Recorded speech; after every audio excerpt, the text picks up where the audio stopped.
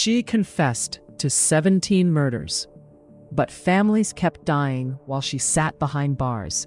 The state called it a sacrificial cult. The evidence may reveal a monster manufactured by panic. Did America release the killer, erase the scapegoat, or let the true murderer disappear behind her name? The first warning did not arrive as a scream. It arrived as silence inside a family home in Crowley, Louisiana, on January 28, 1911. The Byers family had gone to sleep, believing four walls could separate ordinary life from whatever waited outside. But morning turned the house itself into evidence. The killer had not attacked a traveler on an empty road, because the target was something more intimate, a family gathered where families were supposed to be safest. Nothing offered the comfort of a simple quarrel, because the violence had swallowed an entire household instead of one intended victim. The attacker seemed to understand that darkness could hide a face, yet the greater advantage was that sleeping people could not describe what woke them. A home invasion normally begins with noise, but this one became terrifying because no surviving voice could reconstruct its beginning. The murderer left bodies behind, yet no dependable account of how the murderer entered, moved, or escaped. That absence became the first twist, because investigators possessed a scene without possessing a story. The Southern Pacific Corridor carried workers, families, goods, and gossip between Louisiana towns, but soon every passing stranger could be imagined as the same unseen visitor. The killer did not need to announce a pattern, because frightened communities began drawing one before police could prove it existed. A murder inside one house might have been personal, but an entire family destroyed in its beds suggested a purpose no neighbor could easily name. Revenge seemed possible until people asked why everyone inside had to die. Robbery seemed possible until the violence appeared larger than anything money required. Jealousy seemed possible until the household itself looked less like collateral damage and more like the target. Every ordinary motive explained one piece, yet each explanation collapsed when forced to account for the entire family. Authorities searched for footprints, blood, grudges, and witnesses, but fear searched for something the police could not arrest. In Black communities already living under the unequal protection of Jim Crow law, the murders carried a second terror. The system expected to solve them had rarely treated Black safety as equal. The victims were not merely vulnerable to a killer, because they were also vulnerable to being forgotten once the headlines moved on. That weakness gave rumor an opening, and rumor entered more easily than any intruder. The darkest possibility was a stranger, who somehow knew exactly when a household would be defenseless. No supernatural force was proved at the scene, yet the lack of a visible human explanation made invisible explanations feel strangely practical. When police cannot explain how a killer entered, a locked door stops feeling like protection and starts feeling like part of the mystery.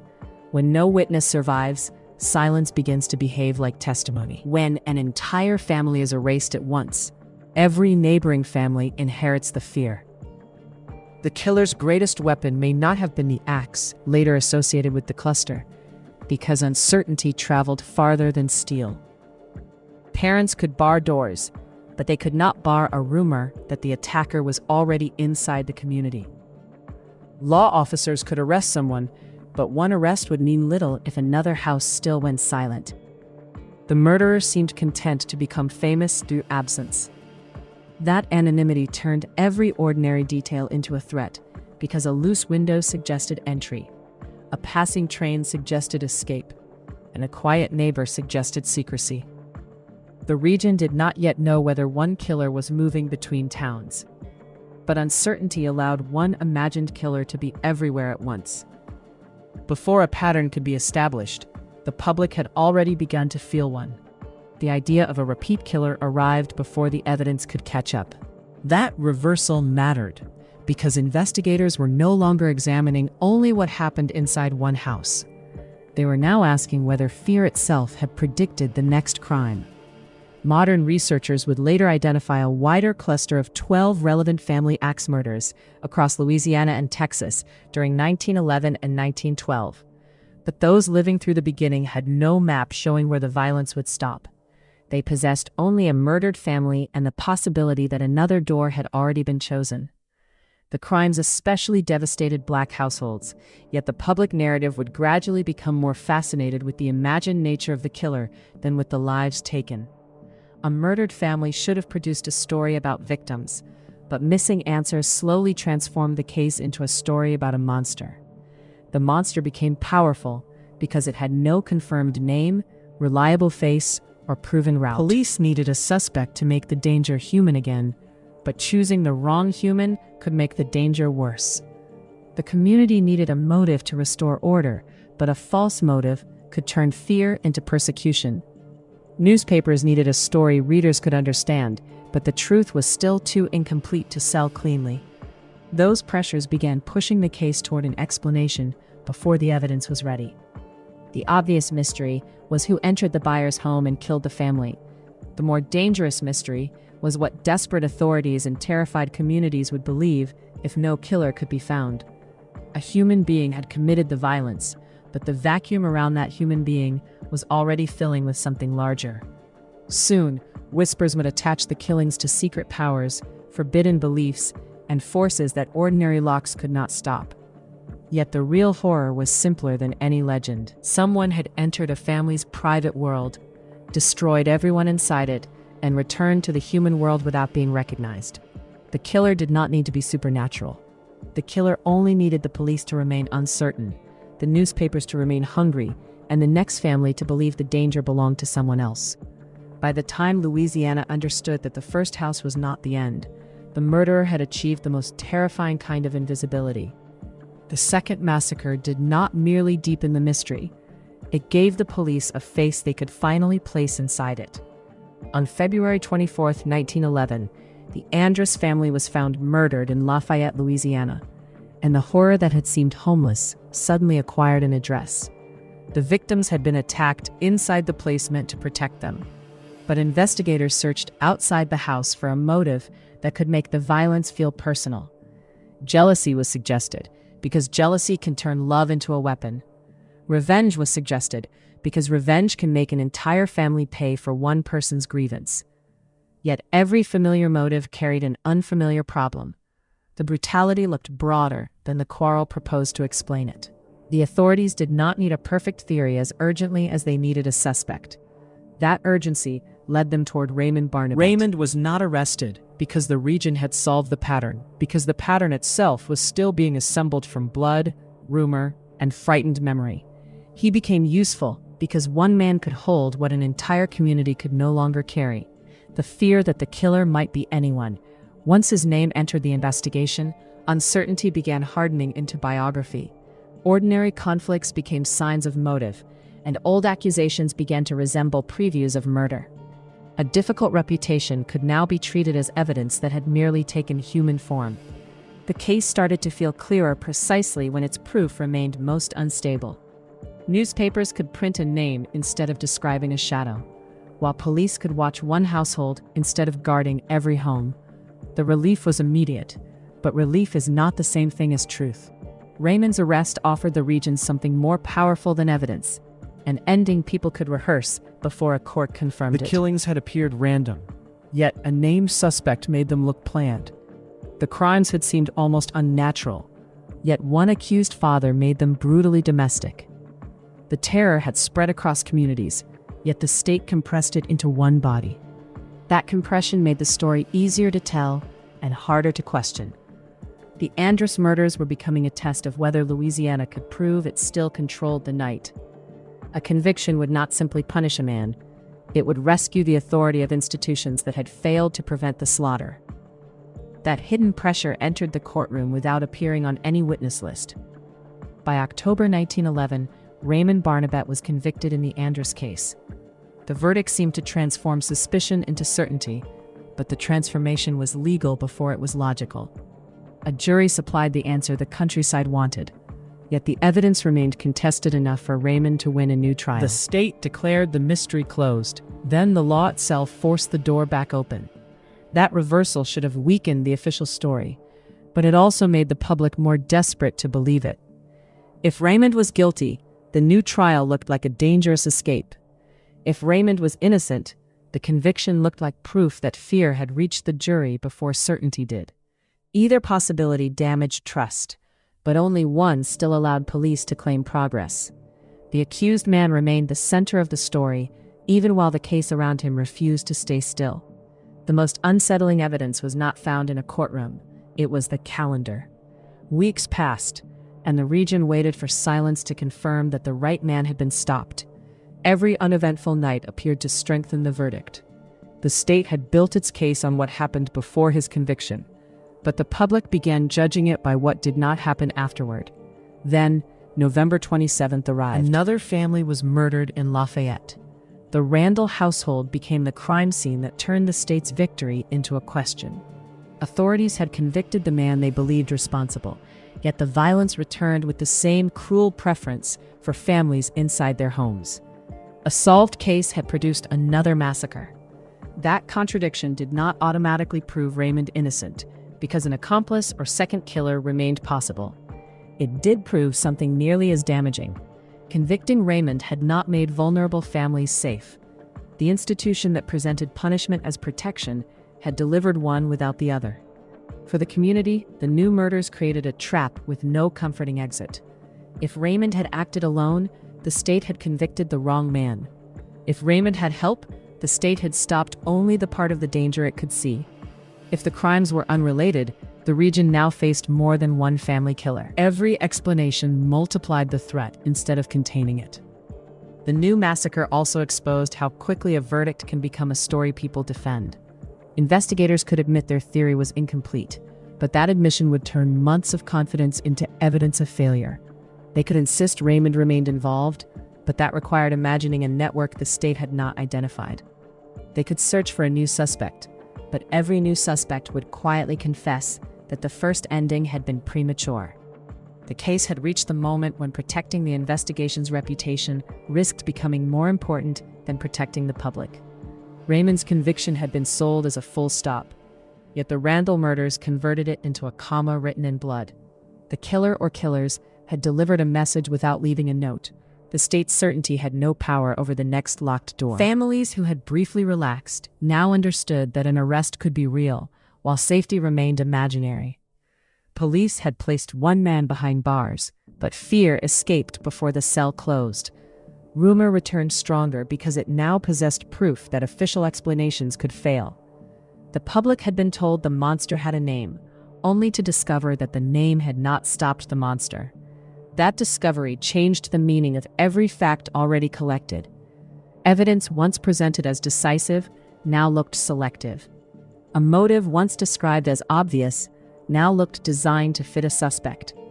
Even the conviction became double-edged, because the stronger the state sounded in October, the more helpless it appeared in November. Raymond Barnabet was still accused, but he was no longer enough. The investigation needed either an accomplice, a replacement, or an entirely new explanation. The next turn would come from the most dangerous place possible. Not a distant stranger, but someone already standing inside the accused man's family. The state believed it had captured the killer too early. What it had really captured was the first version of the story. On November 27th, 1911, the Randall family was murdered in Lafayette, and the crime did more than reopen the investigation. It forced the police to replace their monster. Raymond Barnabet had already been convicted in the earlier Andrus case. Yet another slaughter now stood between the authorities and the victory they had announced. The new bodies did not automatically clear Raymond, but they made the old theory dangerously incomplete. If Raymond had acted alone, the state had punished the wrong man. If Raymond had not acted alone, someone close enough to continue his work was still free. That possibility turned the Barnabet family from a suspect's household into an expanding crime scene. The investigation no longer moved away from Raymond. It moved through him.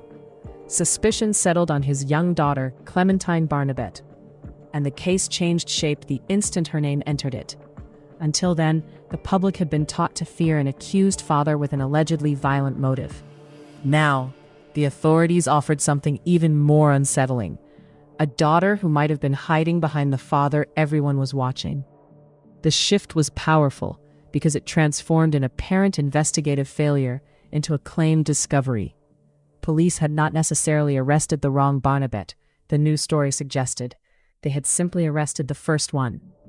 Clementine's connection to Raymond made her immediately suspicious in a system where proximity could be mistaken for proof. She had lived inside the family already marked by accusation, which meant every ordinary detail around her could now be reread as concealment.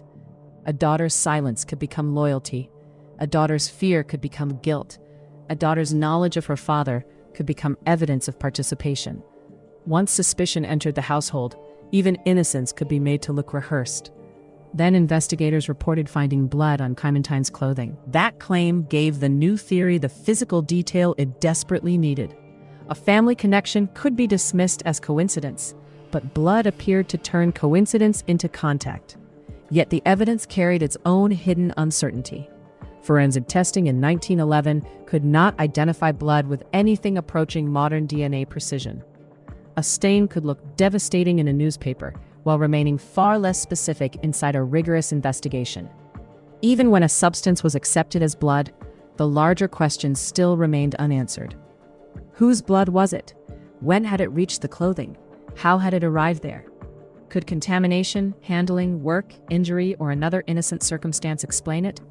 The stain appeared to answer the biggest question, yet it immediately created several smaller ones. Blood was also reportedly found near a rear gate. That detail seemed to draw a path between Clementine and the murdered household. The gate could be imagined as an entrance. The gate could be imagined as an escape. The gate could be imagined as the point where an invisible killer briefly became physical. But a location does not identify the person who passed through it. The blood near the gate suggested movement, while proving nothing certain about who had moved. Investigators now possessed two pieces of evidence that looked stronger together than either looked alone. Blood on clothing pointed toward Clementine. Blood near the gate pointed toward the crime scene. The distance between those stains was quickly filled by suspicion. The public did not need to watch that reasoning happen, because newspapers could compress it into one unforgettable image. The accused murderer's daughter wearing blood. That image was more powerful than the unanswered questions surrounding it. Raymond had been frightening because authorities said he was violent.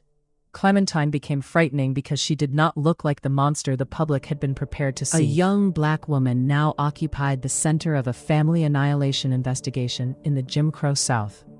Her age and gender did not protect her from sensationalism. They made her more sensational. The story no longer involved only murder. It involved reversal.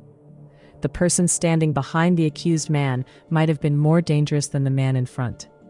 That narrative offered authorities an elegant rescue from embarrassment. The new murders had seemed to disprove the case against Raymond. But Clementine's arrest allowed police to preserve the Barnabet theory by enlarging it. The state did not have to admit that its original direction had collapsed. It could claim the direction had always been correct, only the destination had been incomplete. Raymond's conviction became less like an error and more like the first layer of a hidden family secret. The latest massacre became evidence not against the original theory, but for a more complicated version of it. Every failure was being converted into a clue. Clementine was arrested after the Randall murders, and the arrest instantly gave the public another promised ending. Yet an arrest reveals what authorities believe, not necessarily what happened. The police had moved from one Barnabet to another, but the murders had not yet explained why either one would destroy entire families. The state had a suspect, blood claims, and a family connection. It still lacked a stable motive capable of carrying the full weight of the violence. That missing motive became dangerous because investigators had already built the outline of a solution.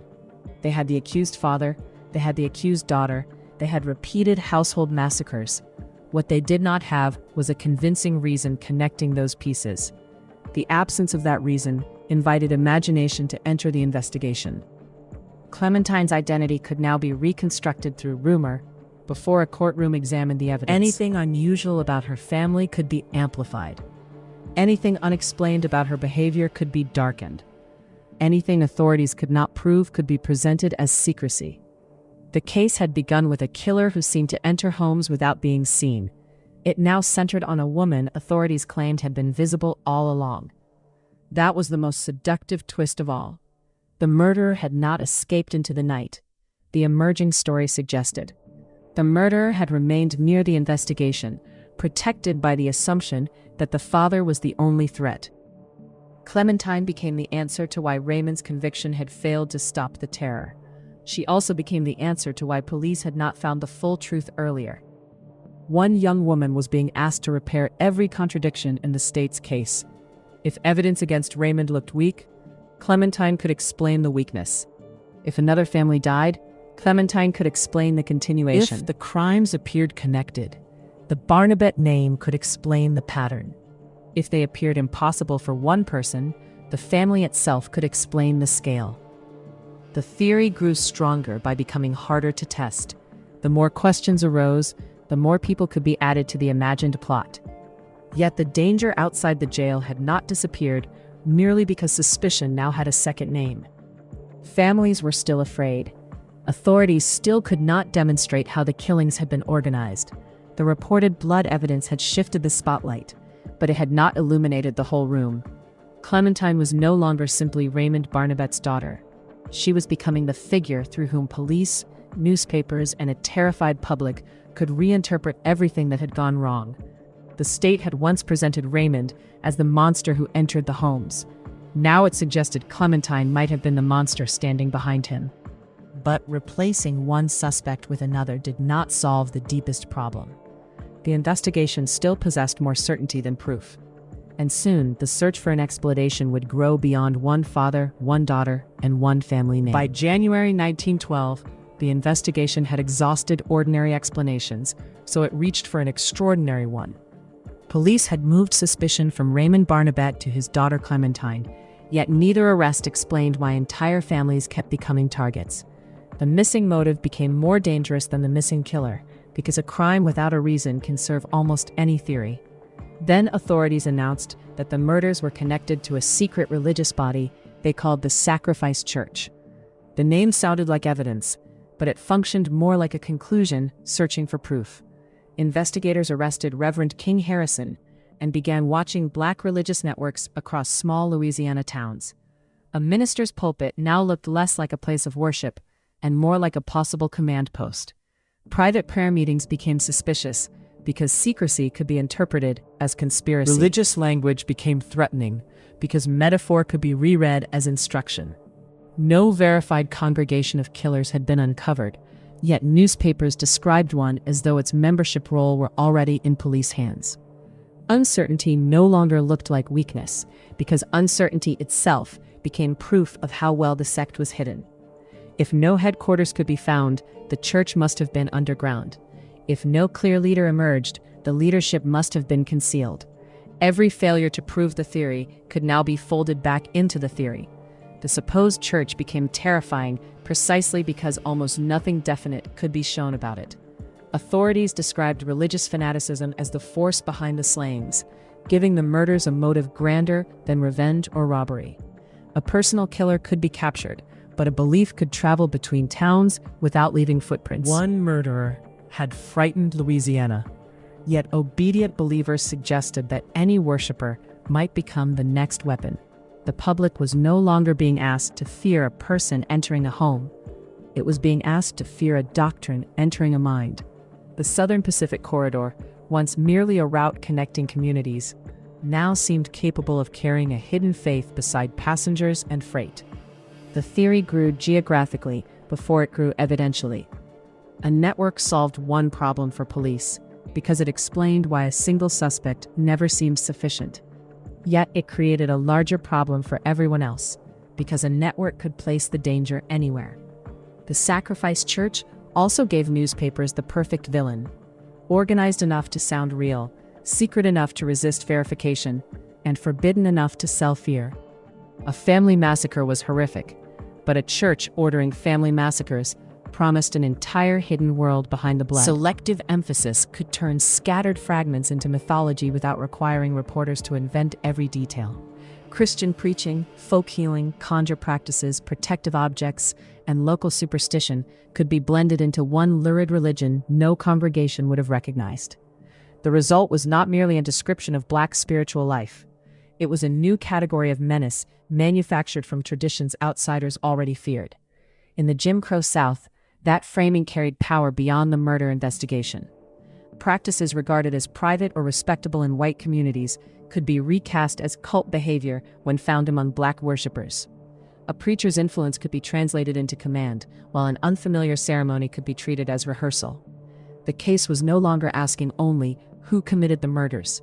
It was asking which beliefs should be treated as evidence of criminal capacity. That shift placed entire communities under suspicion without placing them under protection. Black families were being killed in their homes, yet police attention increasingly turned toward policing black religion. The institution that had failed to stop the violence now appeared more confident investigating worship than guarding bedrooms. Ministers were arrested, questioned, and sometimes released, but each arrest left a stain, even when charges failed to hold. Release did not restore innocence in the public imagination. It created another figure, rumored to know more than he admitted. The state could lose a suspect legally while keeping him guilty narratively. That imbalance made the church theory almost indestructible. Evidence might clear one preacher, but rumor could recruit 10 more. The absence of a proven hierarchy did not calm the public, because people imagined a hierarchy too disciplined to expose itself. The absence of written doctrine did not weaken the story, because newspapers supplied doctrine through speculation. The absence of a sanctuary did not end the search, because any house or prayer room could become a hidden temple. The alleged church existed most vividly where records did not. Fear completed what documentation could not. Opportunists reportedly exploited the panic by selling charms and protection to residents who no longer trusted ordinary locks. Superstition did not create the murders, but the murders created conditions in which superstition could become commerce. That commerce then seemed to confirm the supernatural danger it had been invented to resist. Fear generated behavior, and that behavior was presented as evidence that the fear had been justified. The case had entered a closed circle where rumor produced facts of its own. Reverend King Harrison's arrest gave the story a face, but it still did not give the supposed church a proven structure. Authorities had a title, several religious figures, and a public ready to connect them. What they lacked was the foundation of conspiracy, verified orders, reliable membership, a chain of command, and evidence tying doctrine to specific murders. The church was vivid in headlines, but unstable in court-sized detail.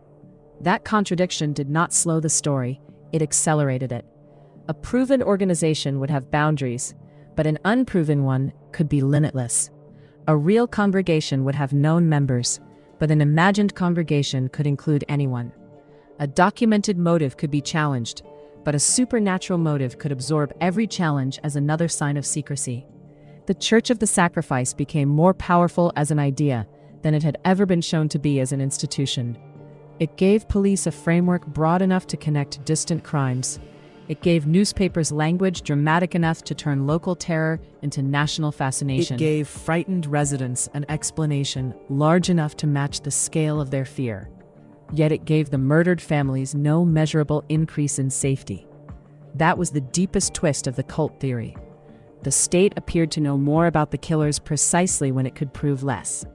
By naming a forbidden church, authorities transformed confusion into confidence, without transforming suspicion into certainty. Clementine remained behind bars, Raymond remained entangled in the earlier case, and now ministers stood beneath the same shadow. The list of suspects was expanding, but the center of the conspiracy remained strangely empty. No verified congregation had stepped forward. No secure doctrine had been recovered. No proven master had been exposed. Still, the region had been given a name powerful enough to make every unanswered question feel answered. The killer had once seemed invisible, because no one knew who entered the homes. Now the entire organization seemed invisible, and invisibility itself was treated as its greatest achievement. Louisiana had not yet proved that a sacrificial church existed. But by the time the newspapers finished describing it, disbelief had begun to sound more dangerous than belief. In April 1912, Clementine Barnabet finally gave authorities the answer they had been demanding. But her confession was so complete that it immediately became suspicious. From a jail cell, The young woman claimed responsibility for 17 murders. Police had struggled to connect scattered family massacres, yet Clementine appeared to gather every crime into a single sentence. The state had searched for a hidden organization, and now its alleged killer seemed ready to describe one from memory. The confession did not merely admit violence, it offered the motive, the method, the accomplices, and the supernatural logic investigators had failed to prove. Every missing piece suddenly appeared at once, which made the story irresistible before anyone tested whether the pieces actually fit. According to contemporary accounts, Clementine said the victims were not always chosen because of personal hatred. Some were allegedly selected through a ritualized process resembling the drawing of lots. That detail transformed murder from emotional eruption into organized ceremony. A killer motivated by revenge might stop when the grievance ended, but a killer obeying ritual could strike whenever the ritual demanded another victim. The randomness made the crimes appear meaningless, yet the ceremony gave that meaninglessness a terrifying order. Clementine also described accomplices, suggesting the acts had never belonged to one hand alone.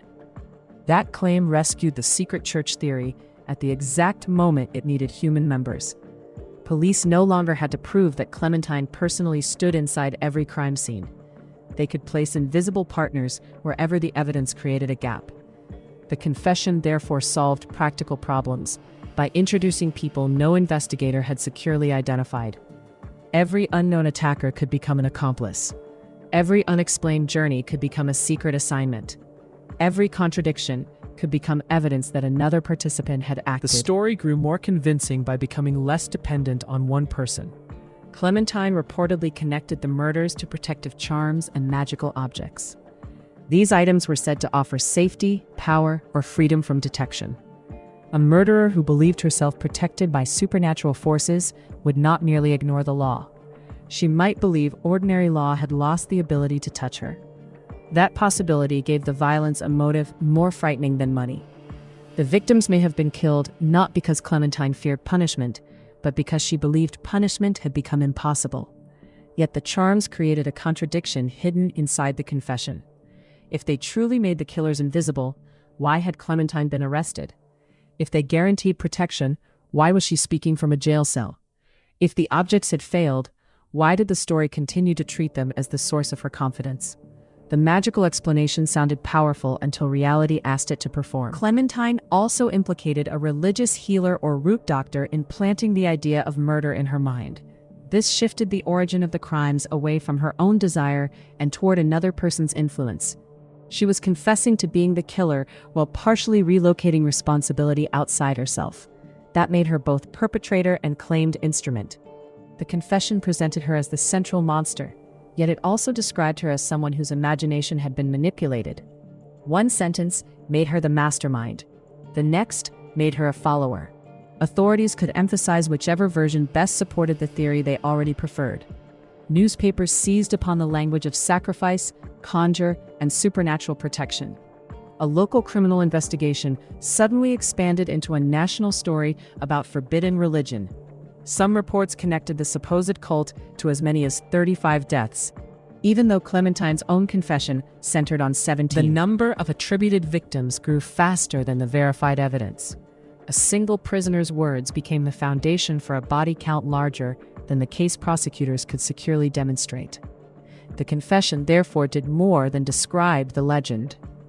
It allowed the legend to multiply.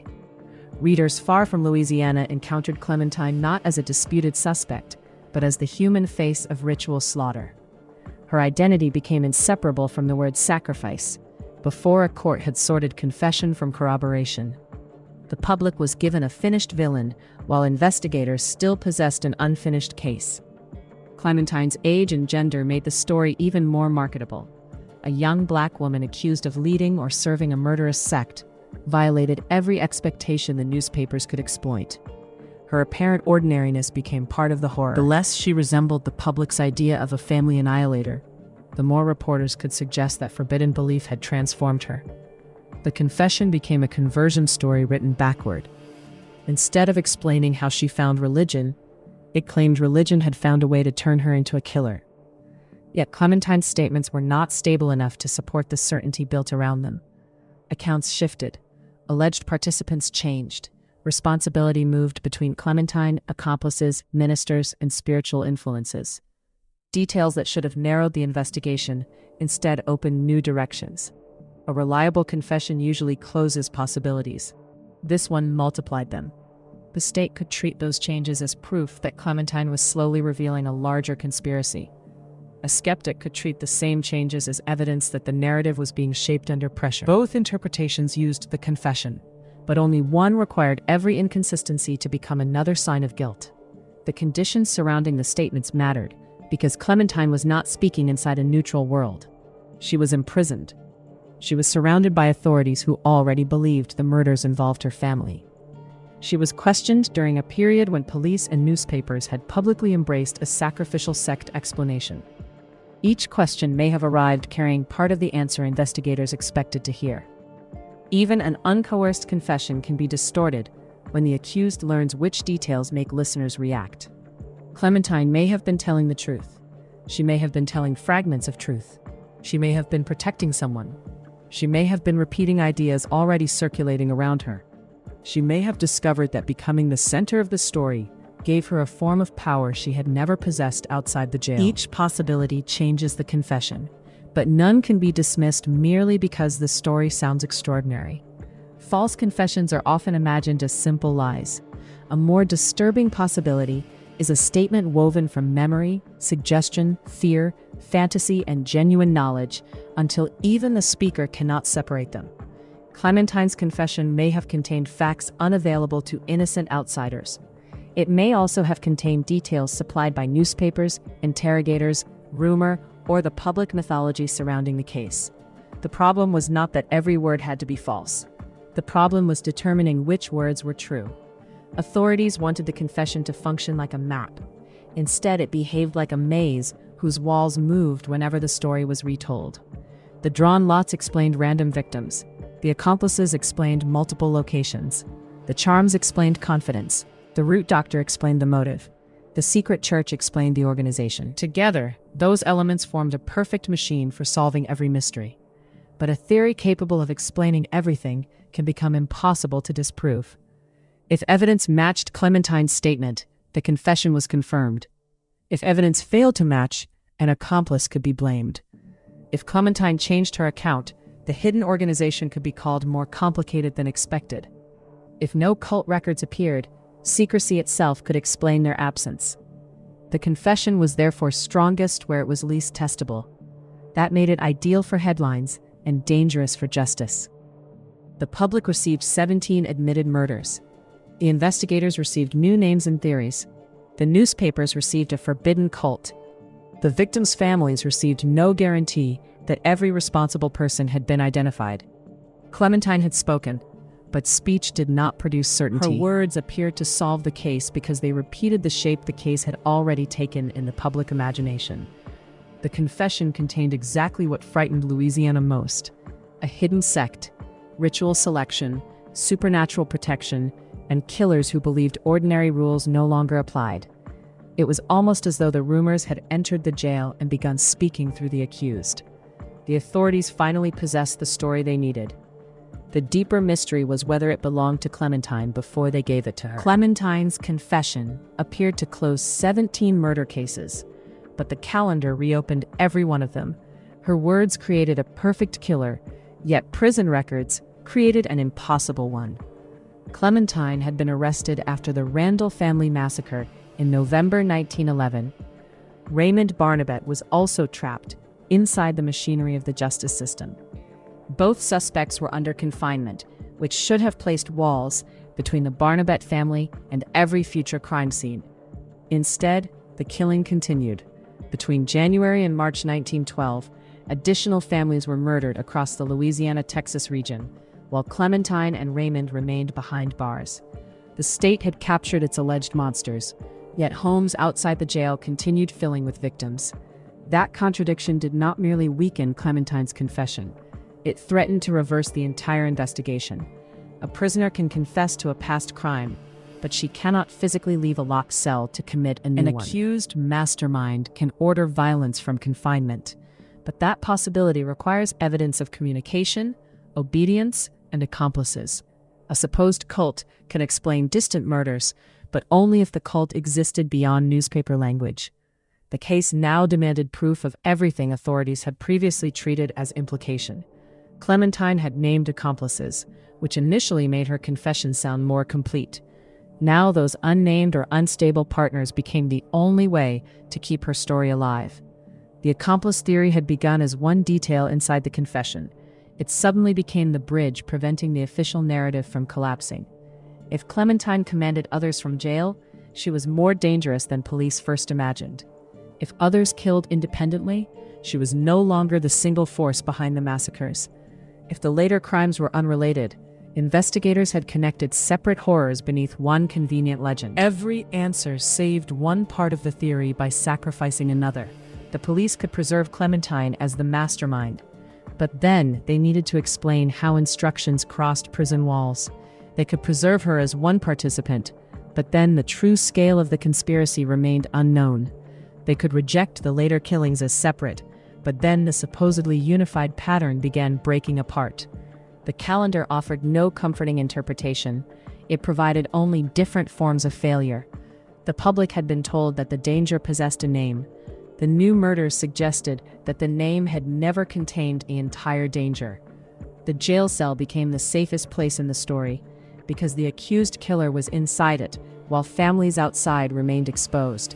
That reversal turned imprisonment from proof of protection into proof of helplessness. Locks had failed the victims in their homes. Now the lock on Clementine's cell failed to stop the pattern attributed to her. Authorities had promised that confinement would separate murderer from community.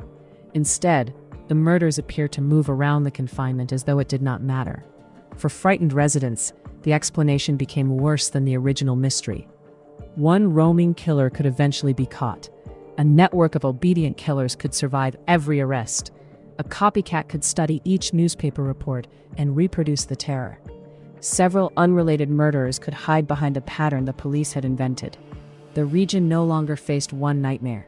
It faced 4 competing nightmares, and each required a different killer. The secret church theory gained new life because it could stretch across distance and imprisonment. A hidden congregation could continue a mission after one member disappeared.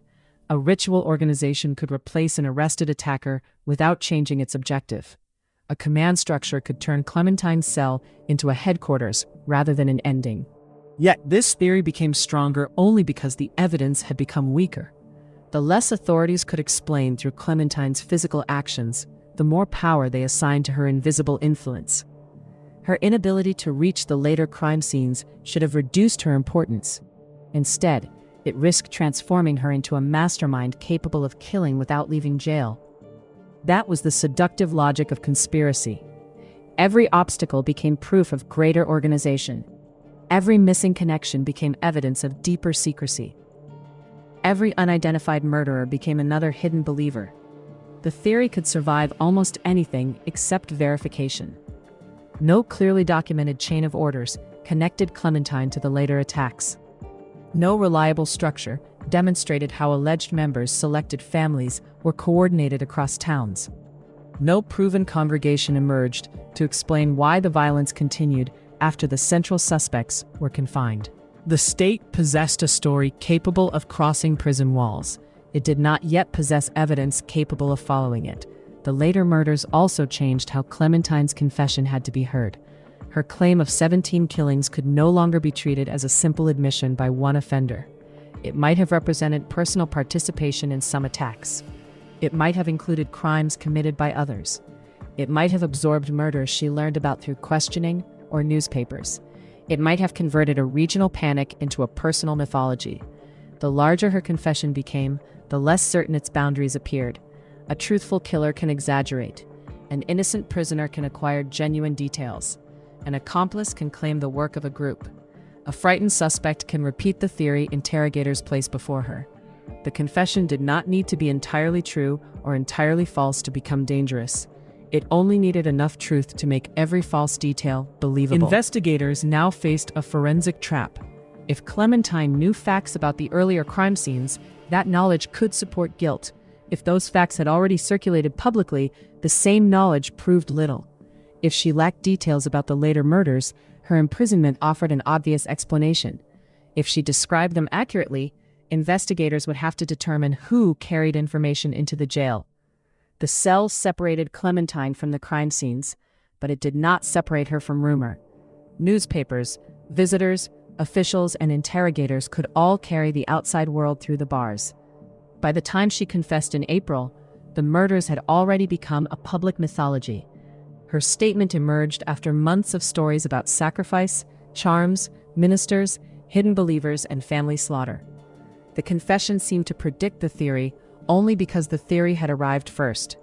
The killings during confinement exposed another institutional failure. Police had concentrated attention on the Barnabet family while the wider region remained vulnerable.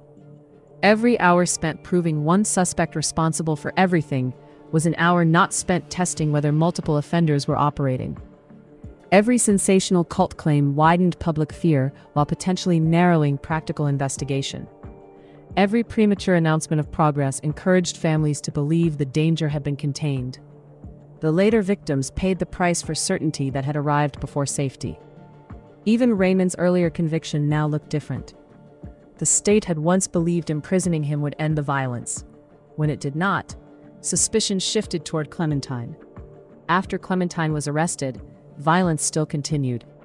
The investigation had changed suspects twice without changing the outcome.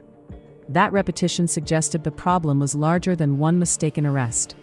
The authorities might have been pursuing the correct family, but misunderstanding its role. They might have captured participants while leaving organizers free. They might have mistaken coincidence for conspiracy. They might have been building a single case around crimes that never had a single author. Each possibility preserved some evidence while destroying the simplicity of the official story. The most disturbing interpretation required no supernatural force. A human killer may have watched the arrests, understood the confusion, and continued attacking because the police were looking in the wrong direction. The murderer could have benefited from Clementine's notoriety without ever meeting her. Every headline naming the jailed woman gave someone outside the jail greater freedom. Every rumor about invisible cultists made ordinary human movement harder to notice. Every confession detail pulled investigators deeper into the past, while another attacker prepared the future. Clementine may have been guilty of murder. She may have belonged to a group. She may have known the person still killing. Yet the continued massacres established one fact that no confession could erase. Clementine Barnabet was not a sufficient explanation for everything. The state had finally obtained the voice of its alleged killer. Then the dead answered from outside her cell. The confession said the mystery was solved. The timeline said the murderer was still free. The next massacre did not merely produce another crime scene. It appeared to leave behind a message. The Broussard family was found murdered in Lake Charles, while Clementine and Raymond Barnabet remained confined. The timing already threatened the official story, but the writing associated with the scene changed the kind of story people believed they were witnessing. Contemporary reports drew attention to words on a wall connected to the phrase "human 5." 2 words gave the murders something the bodies could not provide: the illusion of a voice. Until that moment, the killer had communicated through silence. Now the crime appeared to speak. The message seemed brief, yet its incompleteness made it more frightening than a full confession. Human suggested the victims had been reduced from people to a category. 5 suggested the category might belong to a sequence. Together, the words seemed to turn a murdered family into part of an unfinished calculation. The writing did not identify the killer, but it encouraged everyone to imagine the killer's purpose. A personal grudge normally ends with the intended victim. A numbered ritual implies that the next victim may already have been selected. The phrase appeared to transform one household massacre into a stage of something larger. The authorities had struggled to prove a secret sect existed. The wall now looked like the sect had signed its work, without revealing its name. The message seemed to confirm sacrifice, because people had already been taught to expect sacrifice. That expectation became part of the evidence before anyone established what the writing actually meant. The phrase might have been written by the murderer. It might have been copied from another source. It might have been misunderstood, distorted, or enlarged as the story passed between witnesses and newspapers. Yet uncertainty did not weaken its effect. Uncertainty gave every reader permission to complete the sentence differently. Some imagined 5 as the number of victims required. Others could imagine a 5th family, a 5th commandment, a 5th ritual, or a 5th member of an invisible group. The number became powerful because nobody could prove which interpretation was wrong. A clear message would have narrowed the investigation. This message multiplied it. The words also arrived inside a region already primed by rumors of charms, root doctors, religious fanaticism, and a forbidden sacrifice church.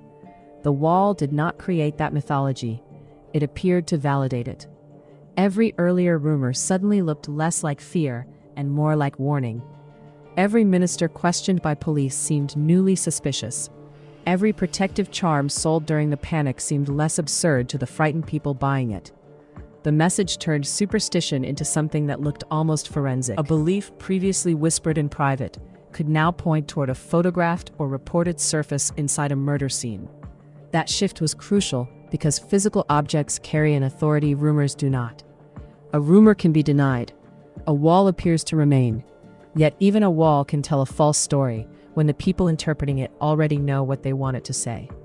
The phrase was soon absorbed into sensational coverage that presented the killings as evidence of ritual horror. A brutal human attack became easier to sell when framed as a glimpse into a forbidden world. The murder family remained real, but the supernatural narrative began growing larger than the victims themselves. Their deaths became proof of a legend before they became the resolution of a case. The more mysterious the message sounded, the less attention readers needed to give ordinary investigative questions. Who had access to the house? Who knew the family's routines? Who had traveled through Lake Charles? Who possessed the physical strength and opportunity to commit the murders? Those questions demanded patient work. Human 5 offered instant terror. A police file requires evidence. A headline requires an image. The writing provided an image no reader could easily forget. A bloodless phrase could become more memorable than the blood surrounding it. That imbalance favored newspapers because mystery encourages repetition. Each retelling could sharpen the language, darken the motive, and increase the number of imagined conspirators. The message became more precise in public memory, as its original context became less secure. Soon people no longer asked whether the words proved ritual sacrifice. They asked what kind of ritual sacrifice the words proved. That change in the question quietly transformed speculation into assumption. Once the public accepts the premise, every debate strengthens the story built upon it. The number 5 carried an especially seductive danger. Numbers appear objective, even when their meaning is invented. A word can sound emotional. A number looks calculated. The presence of a number suggested rules, and rules suggested an organization. An organization suggested planning, and planning suggested that the murders were not finished. The phrase therefore created a future threat from evidence found in the past. Families could no longer fear only what had happened to the Broussards. They had to fear what 5 might require next. The killer seemed to have crossed another boundary. Earlier victims had been attacked inside their homes. Now the home itself appeared to have been turned into a public notice. A private place became a billboard for terror. The wall writing also offered a new role for the murderer. The attacker was no longer merely someone who killed. The attacker became someone who wanted the killings interpreted. That possibility changed the investigation, because staging can be as calculated as violence. A message can reveal motive. A message can also disguise it. The killer may have believed in ritual sacrifice. The killer may have wanted police to believe in ritual sacrifice. A copycat may have borrowed the language already spreading through newspapers. An unrelated murderer may have discovered that a cult panic offered the perfect camouflage. Each explanation preserved the message while changing the person behind it. The most dangerous possibility was not that the words were supernatural. It was that an ordinary human being understood how badly the public wanted them to be. A calculated killer could exploit local fear more efficiently than any mythical force. One strange phrase could redirect police toward ministers, healers, and suspected believers. While authorities searched for a hidden church, a murderer with an ordinary motive could disappear behind extraordinary suspicion. The wall might therefore have been a clue. Even the phrase, "human 5, contained a contradiction. The word human seemed unnecessary, unless the writer wanted to distinguish the victims from something else. That distinction opened a door to interpretations involving sacrifice, classification, or contempt. Yet the writer was also human, which made the phrase sound like an attempt to stand outside ordinary humanity. The message appeared to elevate the killer above the victims. In reality, it may have exposed the killer's dependence on attention. A murderer who leaves words behind risks capture to control the story. That risk suggests the story itself may have mattered. The newspapers rewarded that risk by carrying the words far beyond Lake Charles. What had been written, or reportedly written, inside one house could now enter thousands of homes. The killer had crossed no threshold, yet the message reached readers across the country. Fear became the most efficient accomplice in the entire case. It copied the phrase without verifying it. It supplied meaning without evidence. It transformed uncertainty into anticipation. The authorities now faced a case in which every clue arrived with two versions. There was the physical object. Then there was the story built around it. There was the murdered family. Then there was the ritual narrative consuming public attention. There was a phrase whose origin remained uncertain. Then there was a legend that behaved as though its meaning had already been established. The Broussard scene should have forced investigators to reconsider the timeline, because the Barnabets were confined. Instead, the mysterious writing gave the old cult theory another path to survive. If Clementine could not be present, the message suggested someone else was continuing the ritual. If no accomplice could be identified, the words suggested the organization was larger than police understood. If the organization remained unproven, secrecy explained why. The official theory escaped another contradiction by becoming more supernatural. The message did not resolve the murders. It made resolution feel less necessary. The public now possessed something more compelling than an answer: a symbol. Symbols travel faster than evidence because they require less explanation. Human 5 could be printed in a headline, whispered in a churchyard, or repeated beside a locked bedroom door. Each repetition made the phrase sound older, darker, and more certain. The killer had once frightened Louisiana through absence. Now a few words allowed the killer to be present everywhere. But beneath the supernatural interpretation remained a grim human possibility. Someone may have written the message specifically because ordinary murder was no longer enough to control the investigation. The wall appeared to reveal a ritual. It may instead have revealed how easily terror could be edited into mythology. The phrase looked like the signature of a forbidden church. Soon, the deeper question would become whether the church had written the message, or whether the message had created the church. The wall seemed to prove a ritual, but the ritual may have existed most clearly in the newspapers describing it. By 1912, the murders had become more than a criminal investigation. They had become a battle over who controlled the explanation.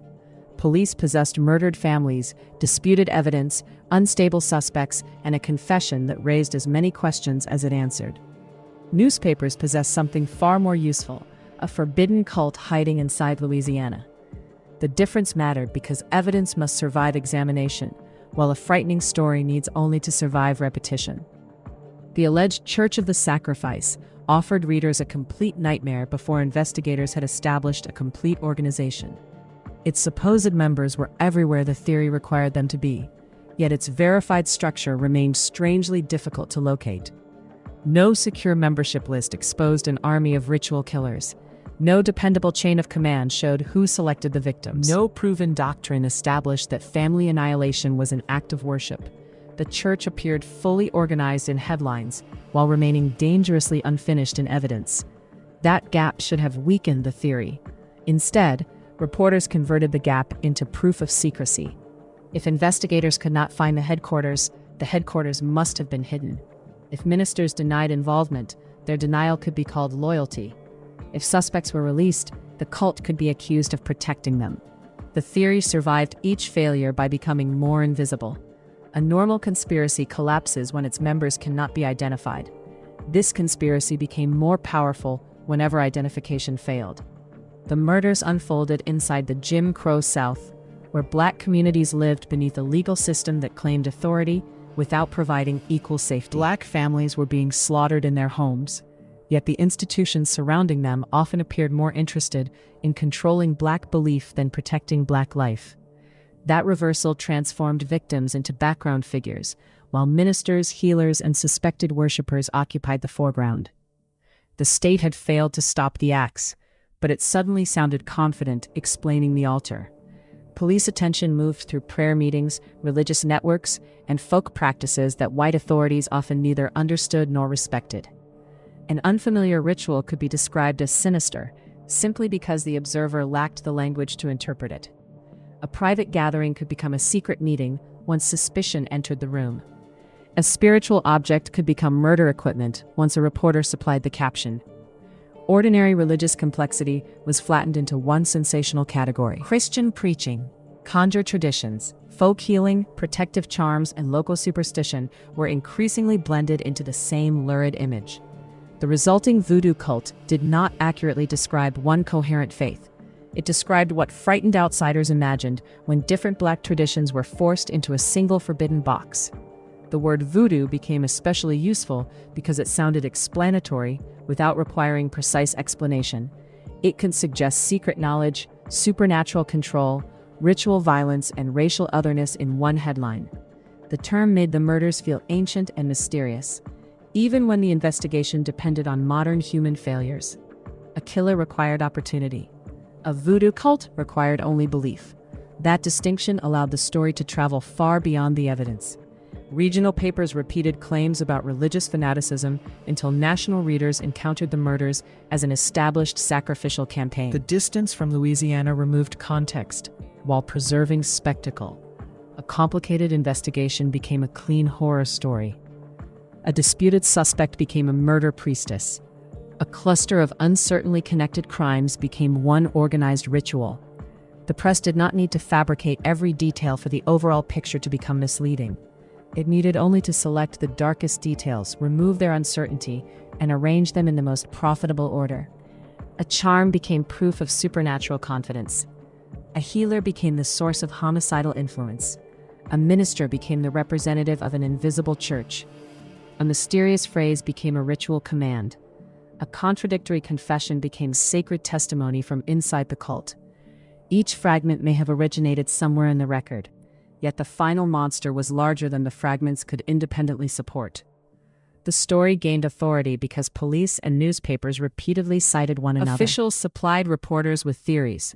Reporters returned those theories to the public as developments. Public panic then pressured officials to pursue the same explanation more aggressively. The theory appeared confirmed by a circle that had begun with the theory itself. What authorities suspected became what newspapers printed. What newspapers printed became what witnesses heard. What witnesses heard could return during questioning as apparently independent information. The investigation was no longer gathering facts from an untouched community. It was collecting facts from a community already saturated with the official story. Even Clementine's confession emerged inside that contaminated atmosphere. Before she spoke publicly about accomplices, charms, and sacrificial logic, those themes were already circulating around the case. Her statements may have contained genuine knowledge. They may also have absorbed language carried into the jail by interrogators, visitors, officials, and newspapers.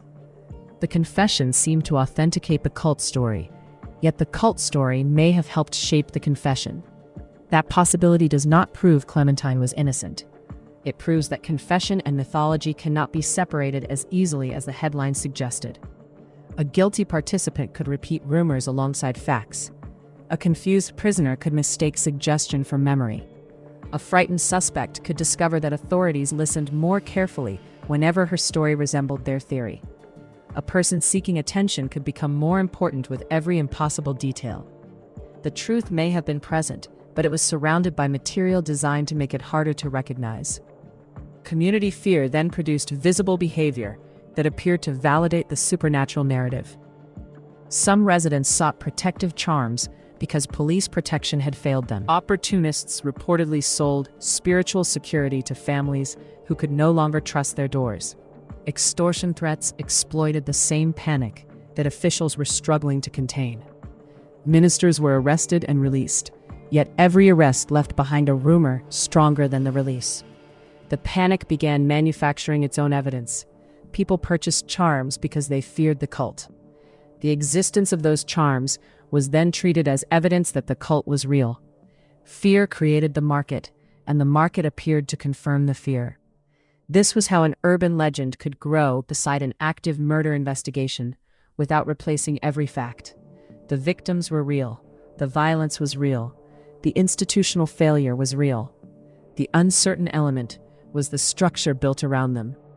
The alleged cult may have contained genuine believers, loosely connected suspects, or people exploiting spiritual language for personal power. It may also have been an artificial umbrella placed over crimes committed for different reasons by different people. The theory was attractive because it turned disorder into design. Repeated murders looked less like police failure when described as the work of a disciplined underground organization. Contradictory evidence looked less embarrassing when blamed on supernatural secrecy. Unidentified killers looked less ordinary when imagined as hidden disciples. The cult story protected the investigation from its own mistakes. Every unsolved question became evidence of how sophisticated the enemy was. The larger the institutional failure became, the more powerful authorities could make the cult appear. That reversal shifted responsibility away from the system. Police had not failed to identify a human network. The network was simply too secret. Officials had not failed to protect families. The supposed believers were simply too relentless. Evidence had not failed to fit. The cult was simply too mysterious for ordinary logic. The supernatural explanation concealed a grim human reality. Vulnerable people were dying, while institutions competed to produce the most convincing story. The killers may have benefited from that competition. An ordinary murderer could hide behind the spectacle of ritual. A copycat could reproduce details already printed in newspapers. An accomplice could disappear among dozens of people accused through rumor. An unrelated attacker could watch authorities connect every axe crime to Clementine and understand that the investigation was looking elsewhere. The cult narrative may therefore have done more than distort the past. It may have protected someone operating in the present. Clementine became the ideal center of that narrative because she satisfied several public fears at once. She was young enough to make the violence seem unnatural. She was female enough to make the accusation feel shocking. She was black enough for a racist society to attach forbidden spirituality to her without demanding careful proof. She had confessed enough to sound authoritative. She had contradicted herself enough for newspapers to choose whichever version produced the darkest headline. The public did not merely receive Clementine as a suspect. It received a character written jointly by police pressure, racial mythology, religious misunderstanding, and commercial storytelling. That character could be guilty while still being distorted. She could have participated in murder while being falsely transformed into the explanation for every murder. The two possibilities are not opposites. A person can commit a crime and still become the victim of a larger historical lie. The deepest twist was that the Church of the Sacrifice may not have been wholly invented or wholly real. It may have been an unstable mixture of actual spiritual practices, frightened testimony, opportunistic fraud, contradictory confession, investigative desperation, and racialized fantasy. That mixture was more dangerous than a simple hoax because genuine fragments gave credibility to unsupported conclusions. The newspapers did not need to create the entire church. They only needed to build the parts no one could verify. By then, the case had acquired two crime scenes. One existed inside the murdered homes. The other existed inside the public imagination. The first contained bodies, blood, and unanswered questions. The second contained a cult, a priestess, and an explanation polished for national consumption. Authorities searched the first scene for evidence. History inherited the second as truth. The alleged cult promised to reveal who had killed the families. Instead, it exposed how easily powerful institutions could manufacture a monster, while the real human danger remained unresolved. Clementine Barnabet claimed 17 lives in her confession, but the courtroom trusted the state with only one. By October 1912, Newspapers had already transformed her into the center of a regional massacre campaign. Some national reports stretched the alleged cult's body count as high as 35, making the legend larger than Clementine's own account. The public received a criminal empire, while prosecutors entered court carrying one murder they believed they could prove. That gap was not a minor technicality. It was the distance between the woman described in headlines and the woman the evidence could legally reach. Clementine was tried for the killing of Azima Randall, one victim from the family murdered in Lafayette on November 27, 1911. The state had connected her name to massacres across Louisiana and Texas, yet its conviction would rest on a single household. If the confession truly solved 17 murders, the trial should have resembled the reckoning of a serial killer. Instead, it resembled a narrow test of whether one accused woman could be tied to one dead woman. The prosecution's strongest image remained the reported blood found on Clementine's clothing. Blood looked like certainty to readers, but early 20th century testing could not provide the individual identification modern audiences expect.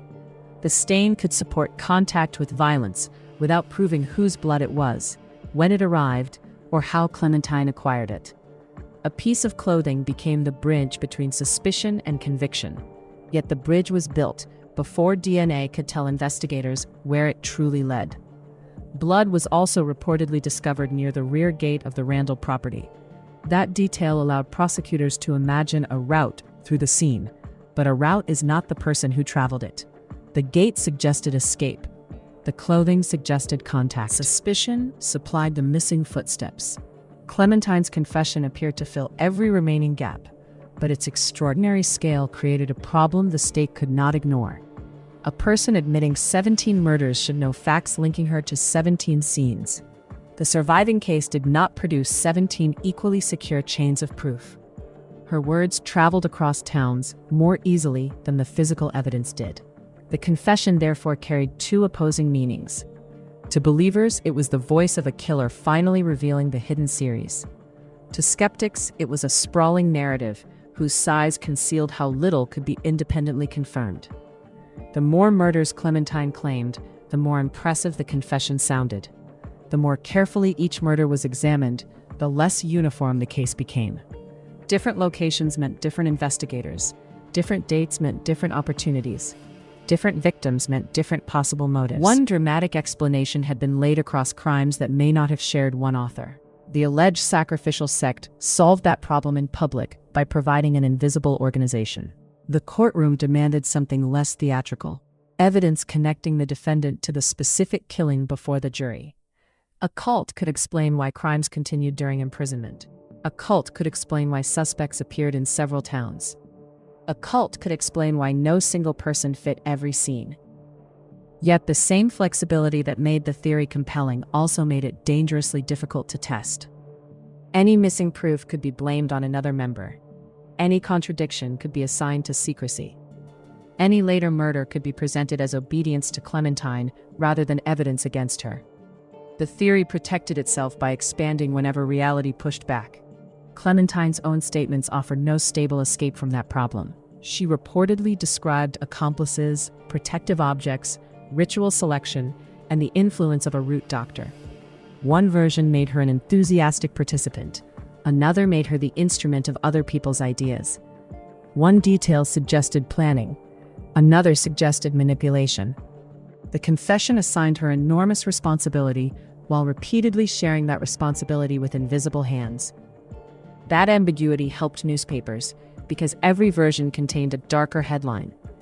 A complicated prosecution because a jury needed more than atmosphere.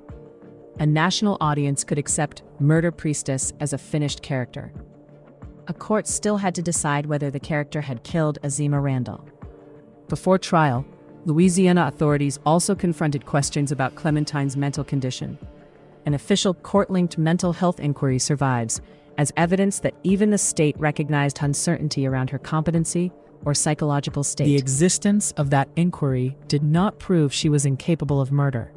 It proved the person giving the sensational confession could not be understood as a perfectly transparent narrator. A confession gains power from the assumption that the speaker understands both reality and consequence. Any serious doubt about that understanding changes the meaning of every admitted crime. If Clementine was mentally disturbed, her bizarre claims might reflect delusion rather than hidden doctrine. If she was competent, the shifting stories might indicate deception, strategy, pressure, or partial truth. If authorities believed treatment could alter her condition, then the state was prosecuting a woman it also considered medically uncertain. The same system that presented her words as proof Was quietly asking whether her mind could be trusted. That contradiction remained largely invisible beneath the cult headlines. On October 25, 1912, Clementine was convicted of killing Azima Randall and sentenced to life imprisonment. The verdict gave Louisiana the legal ending it had pursued since the Randall massacre.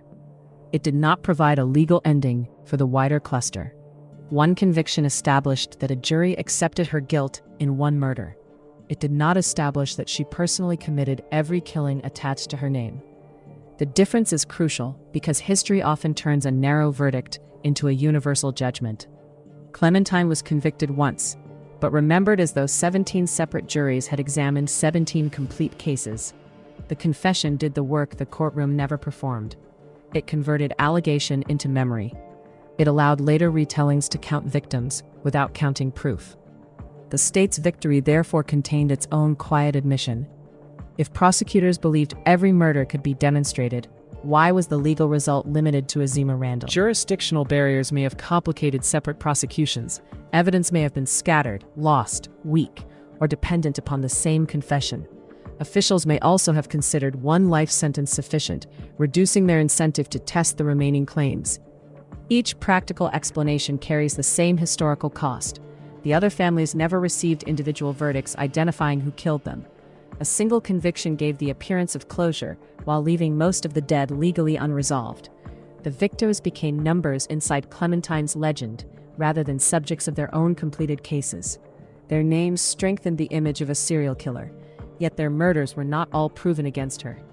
That reversal made the accused woman more visible, as the victims became less distinct. The larger the body count grew, the easier it became to forget that each household required its own evidence. The trial also allowed institutions to declare progress Without admitting how often their earlier theories had shifted. Raymond had first carried the suspicion, then Clementine replaced him, then ministers and alleged believers entered the story. Then Clementine's confession gathered everyone beneath one cult narrative. The conviction preserved the final version without resolving the contradictions buried beneath it. Police could point to a guilty verdict. Newspapers could point to the confession. The public could point to the supposed church. Yet none of those answers explained every murder committed while the principal suspects were confined. The official monster had been convicted, but the official timeline remained wounded. Clementine may have murdered Azima Randall. She may have participated in additional attacks. She may have exaggerated crimes committed by others. She may have been shaped into a universal culprit by investigators who needed one explanation for many failures. The evidence permits suspicion, but it punishes certainty. Her conviction was real. Her confession was documented through contemporary reporting. The 35 death mythology was sensational amplification. The wider authorship remained disputed. That distinction turns the case from a simple serial killer story into a darker study of how legal truth and public truth can separate. Legal truth said Clementine was guilty of one murder. Public truth said she commanded a sacrificial campaign. Historical uncertainty asks whether either version was large enough to contain what happened. The verdict closed a courtroom door, but it left 17 claimed murders standing outside it. Louisiana had finally punished someone. It had not proved that it had found everyone. Clementine Barnabet entered prison as the supposed answer to 17 murders, but she left it as the final unanswered question. On October 25, 1912, a Louisiana jury convicted her of killing Azima Randall and sentenced her to life imprisonment. The sentence sounded permanent, yet almost nothing about Clementine's story remained permanent for long. Newspapers had portrayed her as a ritual murderer protected by supernatural charms, but iron bars now became the first protection the public could actually see. The state claimed it had captured the center of a hidden killing network, yet it punished her for only one death. The conviction closed the Randall case legally, while the wider massacre cluster remained open historically. Clementine disappeared behind prison walls, but the legend built around her continued growing outside them. Every retelling made her confession sound firmer, even as the evidence connecting her to the full series remained disputed. The woman became more certain in memory, precisely as she became less visible in life. Prison should have produced records capable of clarifying her mental condition, conduct, and claimed role in the murders. Instead, the surviving trail leads toward one of the strangest reversals in the entire case. In 1923, after roughly 11 years of a life sentence, Clementine was discharged from prison. A punishment designed to last until death ended while she was still alive. The authorities reportedly connected her release to an unspecified operation or treatment said to have restored her. That explanation created a new mystery, because restoration implies the state believed something inside her had been damaged. If Clementine had been an ordinary calculating murderer, an operation could hardly erase legal responsibility. If she had been mentally ill, the state had convicted a woman whose understanding of reality may have been unstable. If officials believed treatment had cured her, they were quietly reframing the monster as a patient. The same system that once trusted her confession enough to build a cult narrative now appeared to treat her condition as medically alterable. Her life sentence was not overturned by new evidence proving innocence. It was apparently interrupted by a claim that she had changed. That distinction made the release more disturbing, because the state did not publicly resolve whether it had imprisoned a murderer, a mentally disturbed woman, or both. The procedure itself remains unclear in the available record. No transparent description explains exactly what was done. No surviving public account establishes why the treatment justified release. No documented evaluation available in the case summary shows how officials decided she no longer represented the danger described at trial. The state once presented Clementine as capable of organizing ritual slaughter across 2 states. 11 years later, it allowed her to leave with an explanation too vague to test. That reversal should have produced national outrage, yet Clementine's exit appears quieter than her entrance. Her arrest had carried blood claims, cult allegations, and sensational headlines. Her release carried administrative language and disappearing paperwork. The woman who had once filled newspapers became almost invisible the moment the prison opened. That silence may reveal how institutions control not only who becomes notorious, but also when notoriety is allowed to end. When authorities needed a monster, Clementine's image traveled across the country. When authorities released that monster, the story lost its appetite for details. The public had been invited to fear her, but not to question the institution that set her free. After 1923, Clementine's verified path fades from the historical record. No widely accepted account securely establishes where she lived. No reliable trail clearly shows whether she changed her name. No confirmed record explains whether she reunited with family, began another life, or died in obscurity. The woman accused of belonging to an invisible church became invisible herself. That disappearance created the perfect final twist, because every theory about the murders now produces a different meaning for her freedom. If Clementine was the mastermind, the state may have released one of the most dangerous killers in the region's history. If she was one member of a larger group, her release may have returned her to people who had never been identified. If she committed only the Randall murder, the legend exaggerated her crimes, while the real authors of other massacres escaped accountability. If her confession was unreliable, the state may have imprisoned a convenient suspect and then quietly removed her once the panic had faded. Each possibility changes Clementine's role, yet every possibility ends with institutional failure. The victims' families never received a complete explanation connecting one offender to the entire cluster. The public never received a transparent explanation for Clementine's release. History inherited a beginning filled with headlines and an ending filled with absence. The missing years transformed her from convicted prisoner into historical ghost. That ghost is more powerful than the supernatural rumors attached to the original crimes, because it was created by human record keeping. A prison ledger can erase a person more efficiently than folklore when the next page contains nothing. The silence after release also complicates the idea that authorities had solved the case. A solved case should become clearer with time. Clementine's case became less stable as researchers examined it more closely. The confession appeared enormous, but the conviction remained narrow. The cult appeared organized, but its membership remained uncertain. The life sentence appeared final, but the prison released her. The official story promised certainty, yet every major conclusion carried its own reversal. Even the supposed cure contains a contradiction. If the operation restored Clementine, what condition had officials believed required restoration? If that condition affected her confession, how much of the 17 murder claim could be trusted? If it did not affect her confession, why would treatment justify releasing a convicted murderer serving life? The explanation seems to solve her imprisonment only by reopening her trial. The state could not have both versions without accepting an uncomfortable consequence. Either Clementine's mind was stable enough for her confession and conviction to carry full weight, or it was unstable enough that the confession demanded greater skepticism. The 1923 release suggests officials may have recognized complexity that the newspapers had erased. Yet recognition without transparency does not become justice. It becomes another locked room. Clementine's disappearance also denied history the ordinary evidence produced by later life. There is no secure public narrative of remorse. There is no confirmed final interview. There is no dependable account of denial, confession, recantation, or explanation. She never returned to correct the mythology built around her. The absence allowed every generation to preserve whichever Clementine best fit its preferred story. One version casts her as a teenage voodoo murderess. Another presents her as the leader of a sacrificial sect. Another sees a psychologically disturbed participant manipulated by others.